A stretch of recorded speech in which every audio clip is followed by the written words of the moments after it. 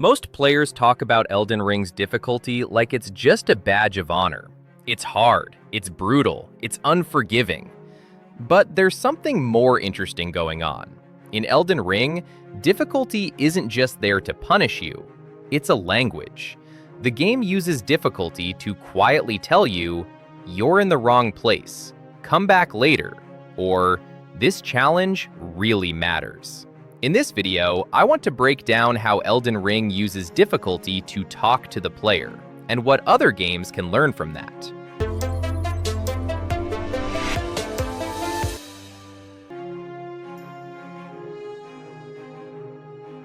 Let's start with a quick idea from game design: gating.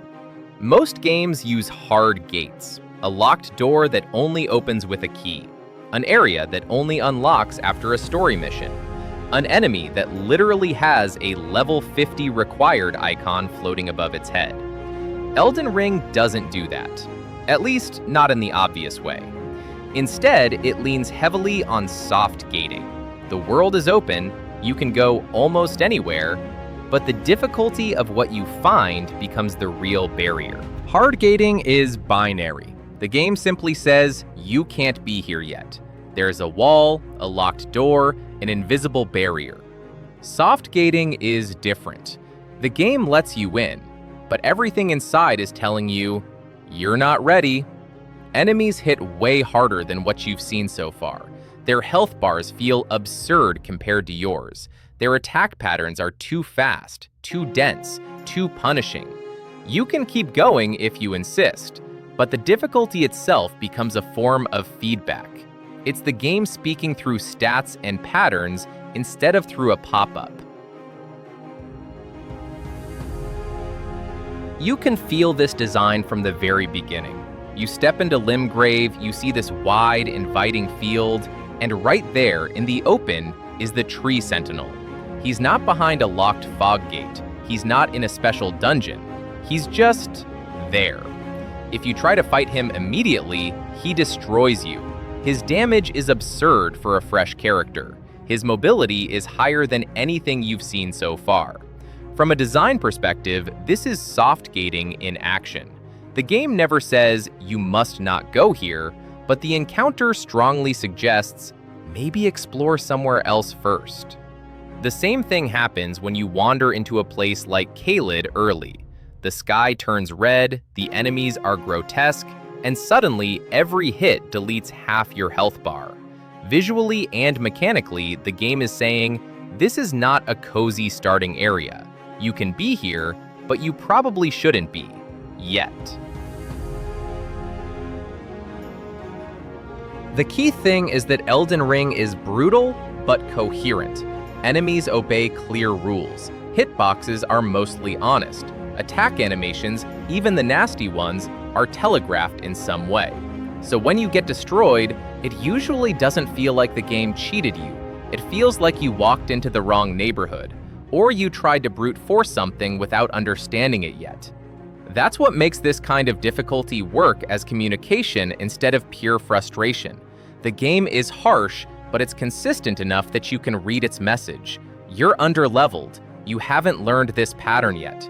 In other words, this is not random cruelty. One of the most satisfying moments in Elden Ring is when you come back to a place that once destroyed you, and suddenly, it's manageable. The boss that felt impossible now dies in just a few attempts. The enemy that one-shot you barely scratches half your health. Nothing in the UI says, congratulations, you're now the right level for this area. Instead, the shift in difficulty is the feedback. The game is silently telling you, now you're ready.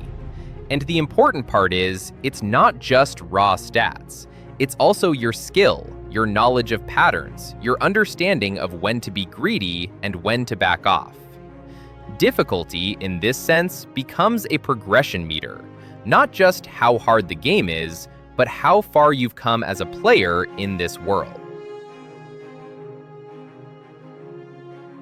So what can other games learn from this?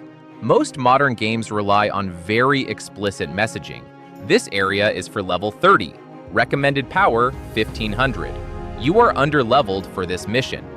That works, it's clear, but it also breaks immersion and removes a chance for the player to feel the world through play. Elden Ring shows an alternative. Use damage, resistance, attack patterns, and atmosphere as a way to talk to the player. If an area is too hard, let the enemies be clearly, consistently overwhelming. If a boss is meant to be a late-game test, let its design communicate that, not just a skull icon in the HUD.